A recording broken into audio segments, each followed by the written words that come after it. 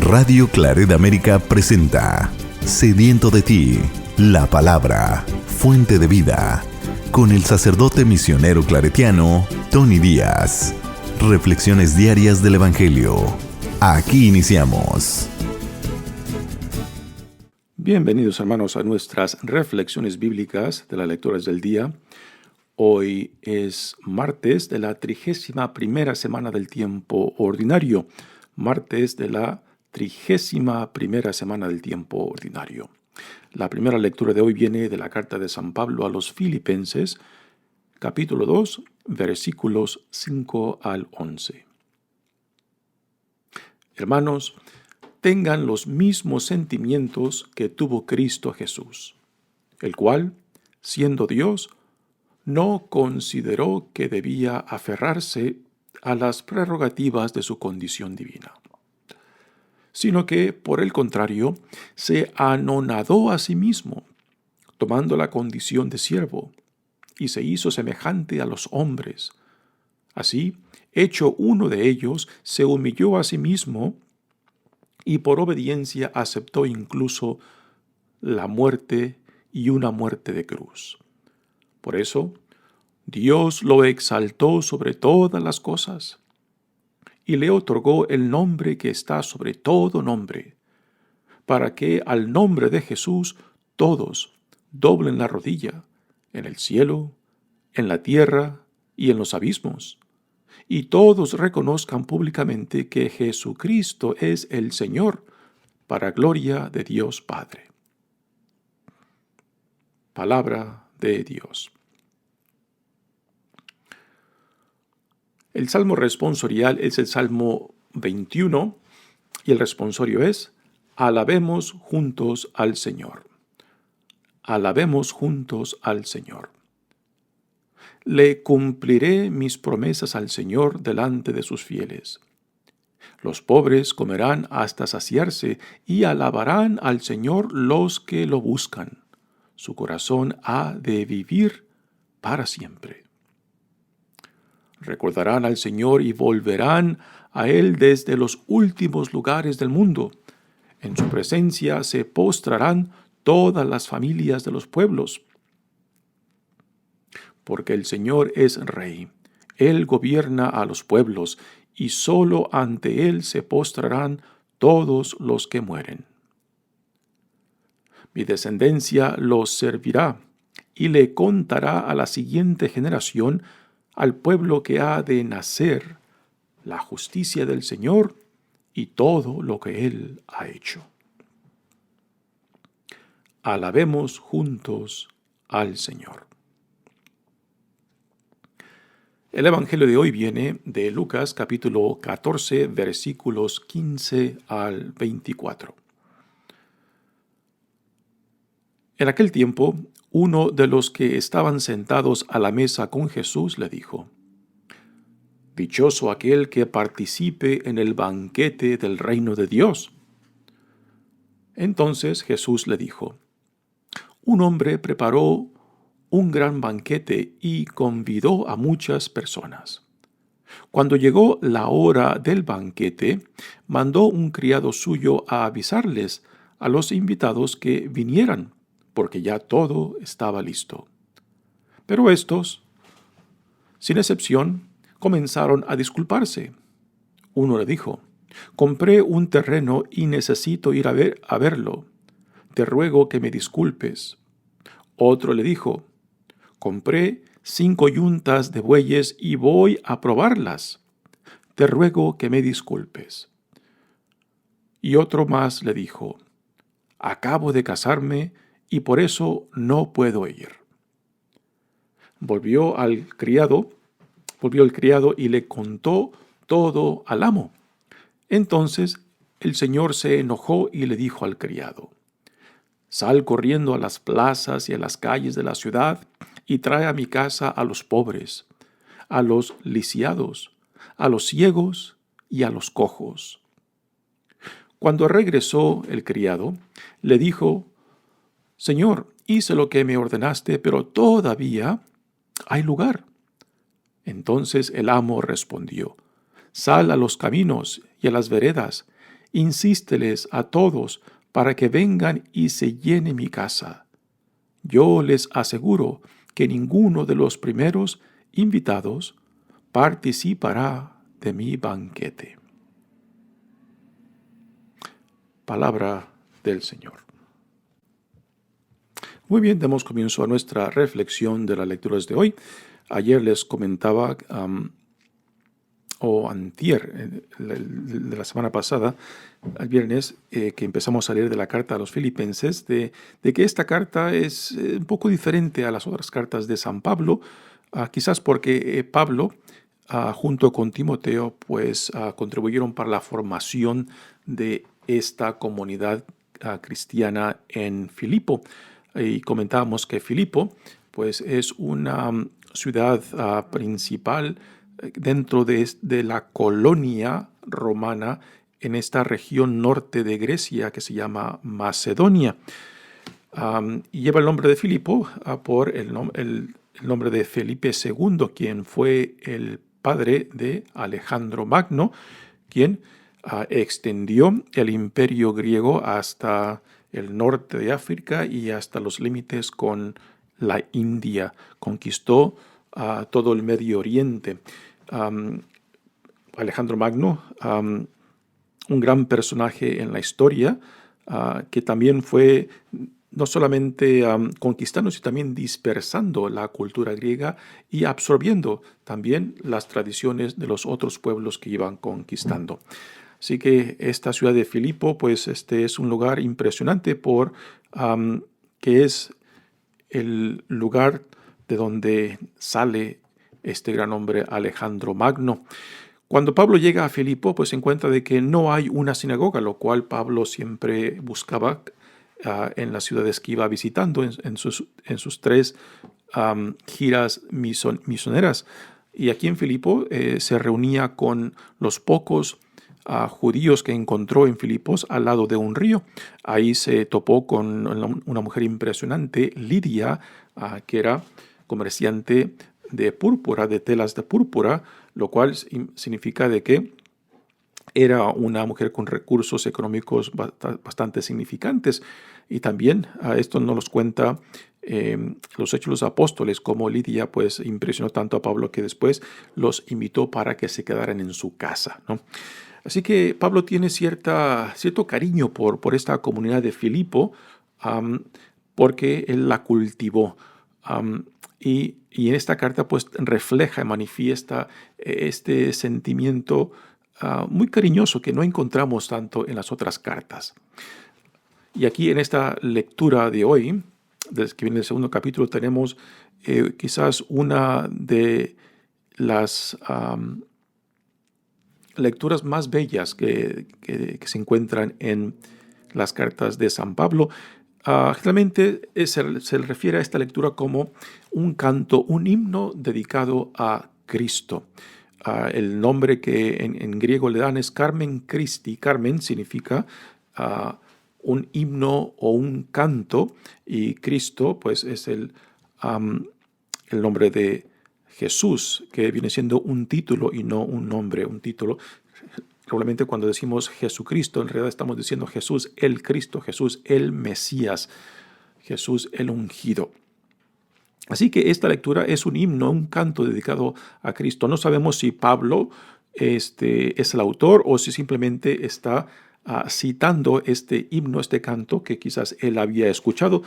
Pero de todas maneras, el hecho de que Pablo lo haya incluido en esta carta bellísima a los filipenses, pues nos favorece mucho a nosotros porque es una expresión bellísima de cómo Pablo entiende a Jesús, cómo entiende la misión de Jesús, cómo entiende la entrega de Jesús y el significado para nosotros.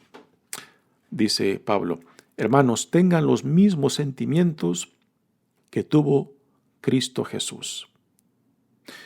¿Y a qué se refiere Pablo por sentimientos? No podemos en realidad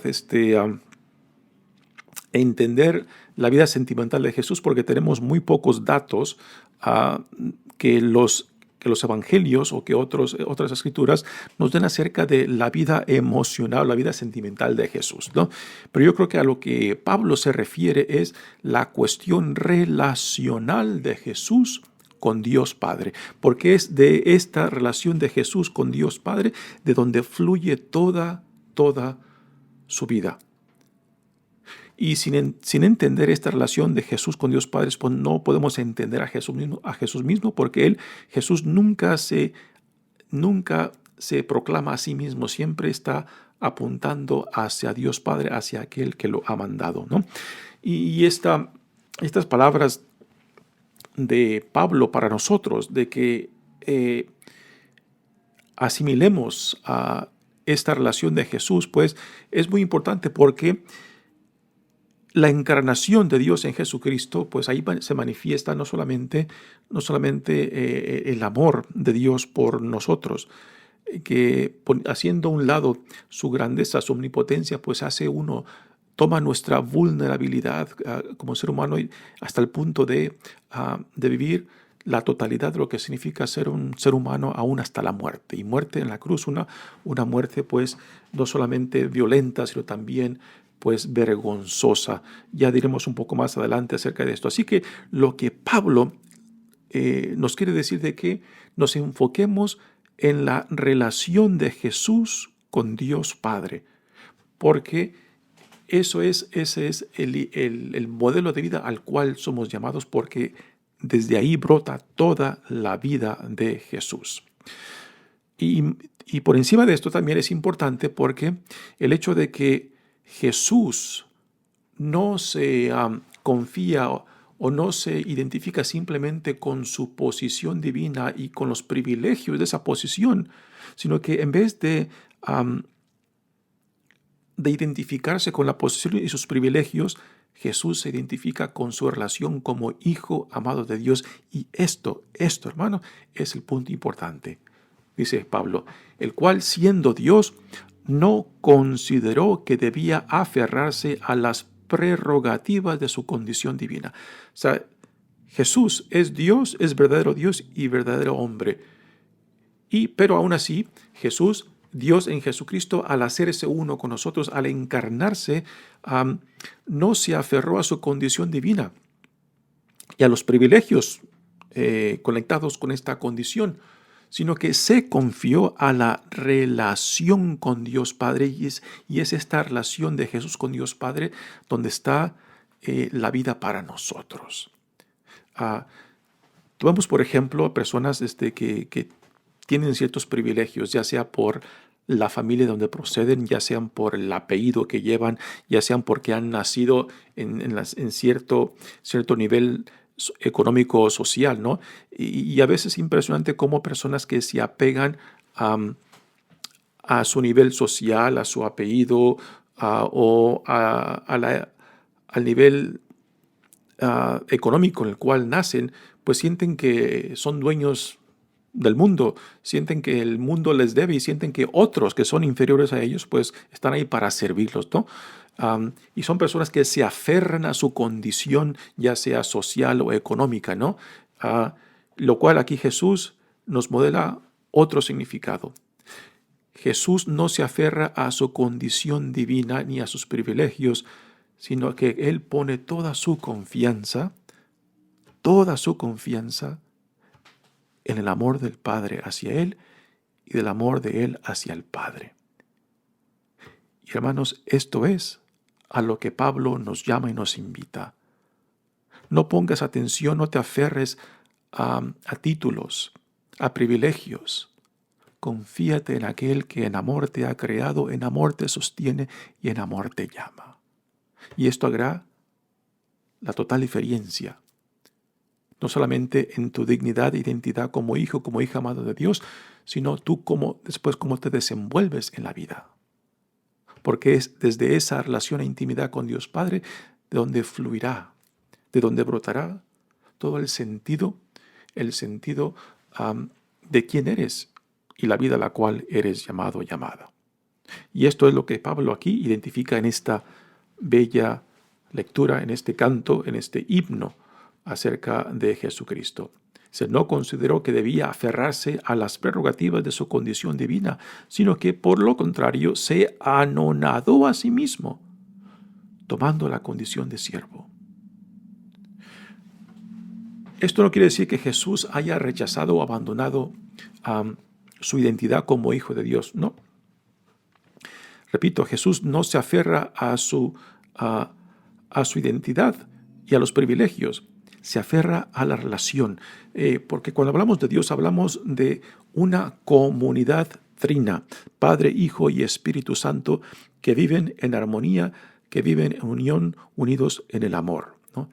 Y es precisamente ese sentido de comunidad, ese sentido de relación y comunión a lo cual nosotros somos llamados a vivir tanto con Dios Padre, con Dios Hijo y Dios Espíritu Santo.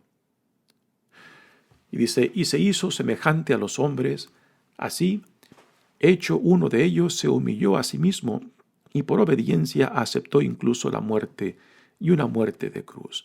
Una muerte de cruz no simplemente era violenta, sino también estaba diseñada para ser humillante y para cultivar terror en el corazón de la gente y del pueblo, para que nadie más se atreviera a rebelarse en contra del gobierno, en contra de los poderosos, ¿no?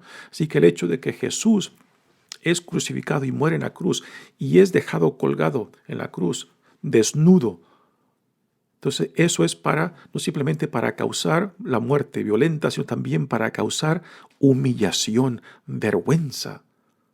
Y aquí así, y la gente al ver esa imagen de un hombre colgado de una cruz desnudo, pues de que esto les penetrara el terror y el miedo para que nadie más se atreviera a rebelarse en contra de aquellos que habían causado tal muerte de un crucificado, ¿no?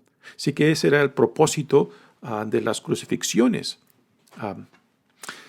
Y esta es la muerte, este es el tipo de muerte que nuestro Señor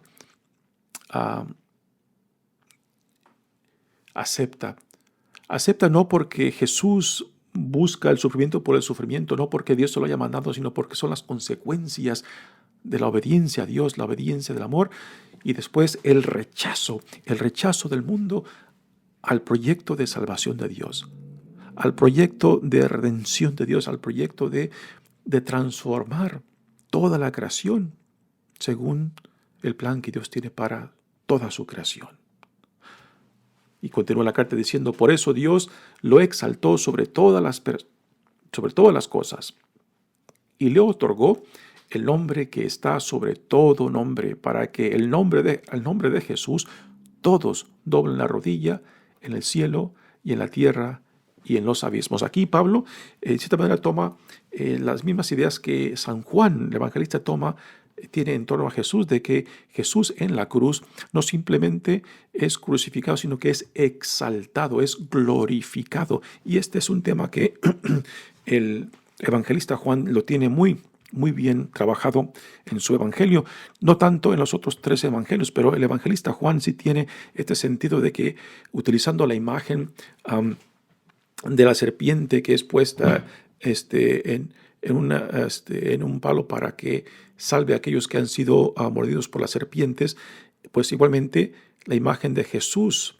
levantado en la cruz, pues no simplemente es una muerte violenta, sino también ese hecho de ser puesto en la cruz, en la visión teológica del evangelista Juan, es una exaltación, es una glorificación de Jesús, del Cristo, que por medio de esa exaltación pues nos lleva a la resurrección, que es para nosotros no simplemente nuestra salvación, sino también la puerta hacia una nueva vida en la cual la muerte es derrotada, en la cual Dios nos reviste con nuestra nueva dignidad e identidad como hijos e hijas amados, y que por el modelo y el testimonio de Jesús, pues ese es el modelo y testimonio a la cual también nosotros ahora somos llamados a vivir en este nuevo reino que Dios ha inaugurado en Jesucristo. Y termina esta lectura diciendo, y todos reconozcan públicamente que Jesucristo es el Señor, para gloria de Dios Padre. Así que para Pablo, la crucifixión de Jesús no simplemente es muerte, sino es exaltación, es glorificación, en la cual Dios toma esa entrega, esa donación de sí mismo por nuestra salvación, y Dios la recibe, la acepta, y por eso lo resucita, porque el amor entregado particularmente por otros, pues nunca muere, nunca puede ser destruido y no puede ser enterrado, porque tarde o temprano siempre resucita. Y este es el mensaje central, pues, del cristianismo, que en la encarnación, pues, Dios manifiesta su gran amor por toda su creación, y este amor manifestado en Jesucristo, pues, no puede ser rechazado, no puede ser destruido y no puede ser enterrado, porque es un amor que da vida. Es un amor que se extiende más allá del tiempo y del espacio, para que todos aquellos que permitan que se dejen atraer y se dejen influir por este amor, pues puedan llegar a probar las delicias de lo que Dios ha llevado a cabo en Jesucristo. Muy bien, hermanos, pasemos ahora al Evangelio de hoy.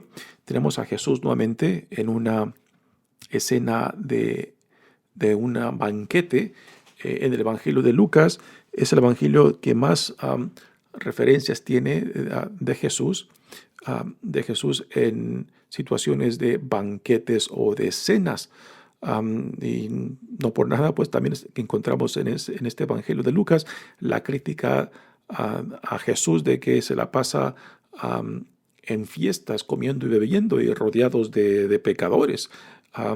Pero como Jesús les dice a sus críticos, no he venido para buscar a los sanos, vengo para sanar a los enfermos, ¿no? Así que Jesús, particularmente aquí en el Evangelio de Lucas, es una manifestación clarísima de la compasión, de la misericordia de Dios. Y aquí lo encontramos otra vez en un banquete, y es impresionante, pues dentro de este banquete un personaje, no sabemos quién, hace esta observación diciendo: dichoso aquel que participe en el banquete del reino de Dios. Esta imagen del reino de Dios como un banquete era muy común entre los judíos. Lo tenemos en el Antiguo Testamento también, que cuando se habla del reino de Dios es la imagen de un banquete, y muchas veces de un banquete dentro de una celebración de boda, en la cual Dios es el novio y Israel es la esposa, ¿no? No sabemos si en esta lectura de hoy, en esta cena, si el evento es una boda o no, pero la cosa es que es un banquete.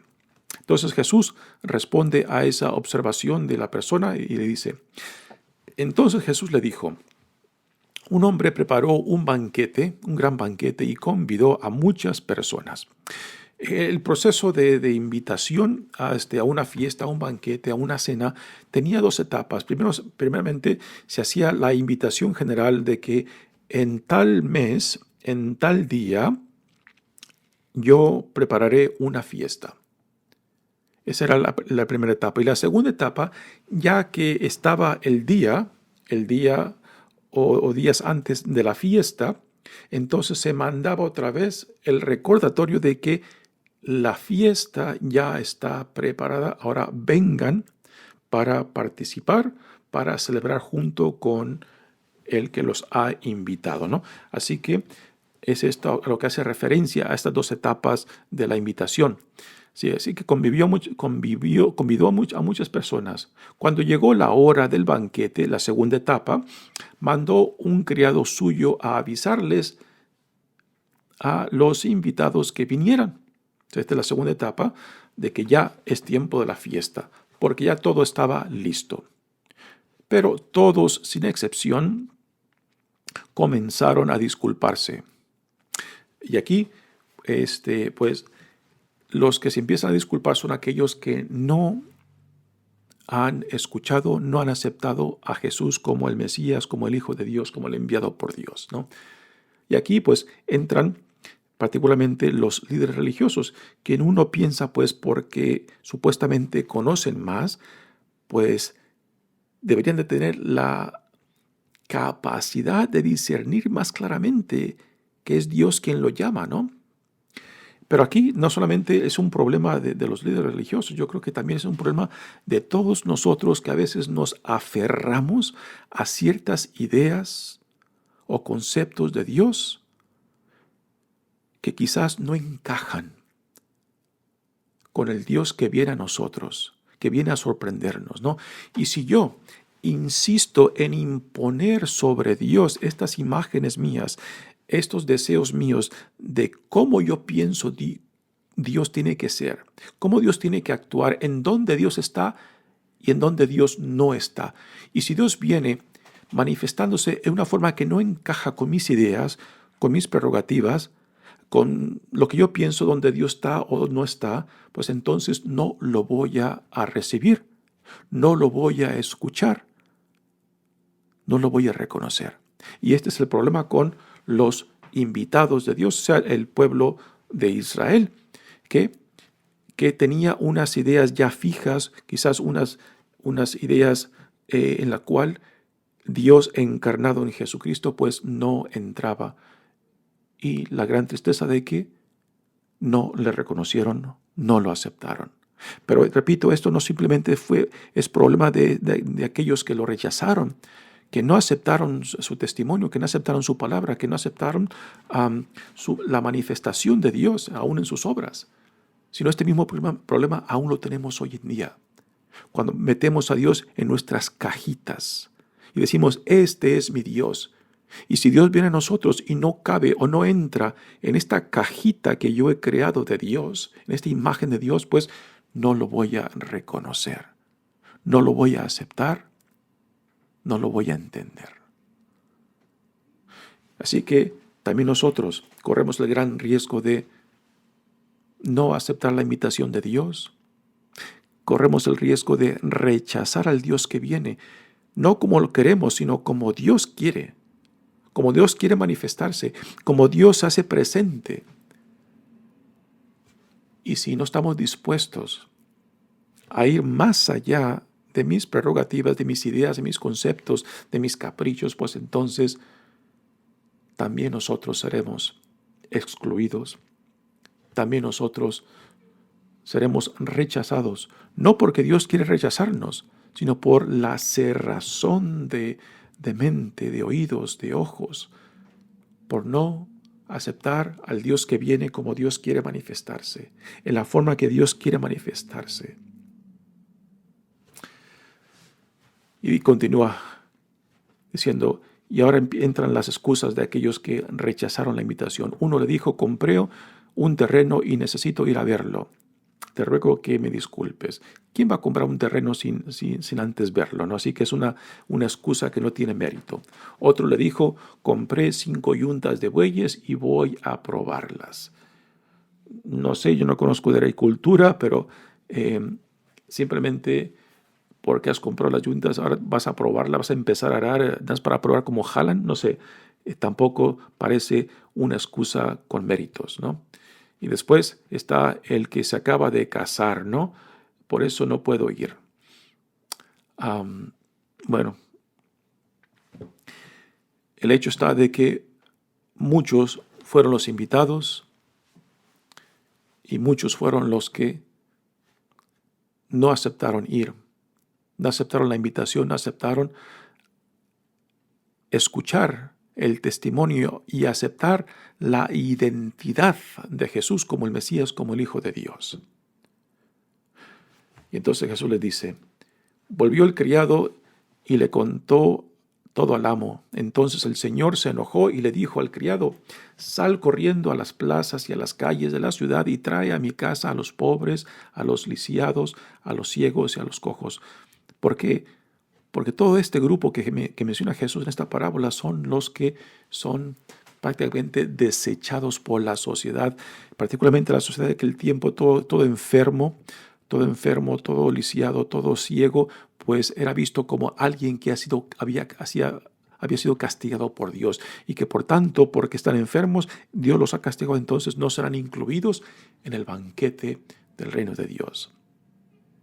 Y sin embargo, los invitados, quienes rechazaron la invitación porque estaban ciegos, porque estaban sordos, porque no estaban dispuestos a que el Dios que vino a él en la forma de Jesús, que vino desde la pobreza, que vino desde la sencillez, no estuvieron dispuestos a recibirlo.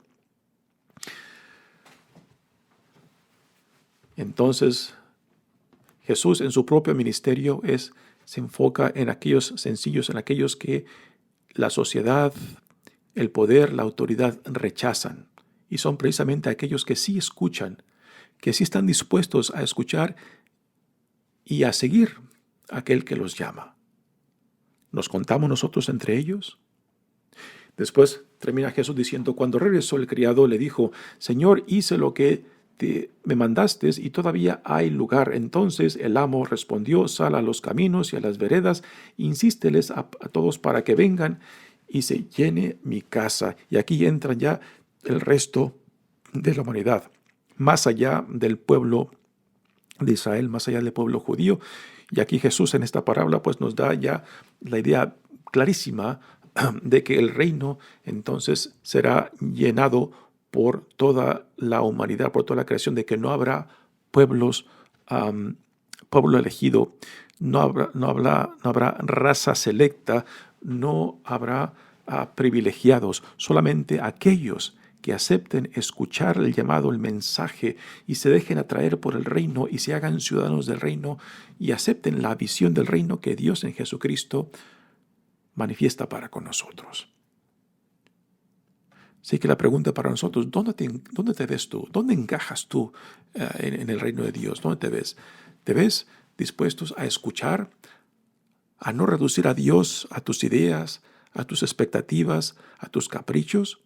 ¿O estás dispuesto a dejar que Dios te sorprenda, que Dios te guíe, te ilumine hacia donde Dios te quiera llevar y no simplemente a lo que tú quieras, ¿no? De que estemos dispuestos de recibir a Dios como Dios quiere ser recibido y no como yo lo quiero. Esto se requiere una gran apertura de corazón, una gran apertura también de mente para dejar que Dios sea Dios y no querer reducirlo a como yo quiero que sea. Muy bien, hermanos, mi nombre es Padre Tony Díaz, misionero claretiano. Que Dios los bendiga. Radio Claret América presentó Sediento de ti, la palabra. Fuente de vida. Sus comentarios son importantes. Contáctenos en radioclaretamerica@gmail.com.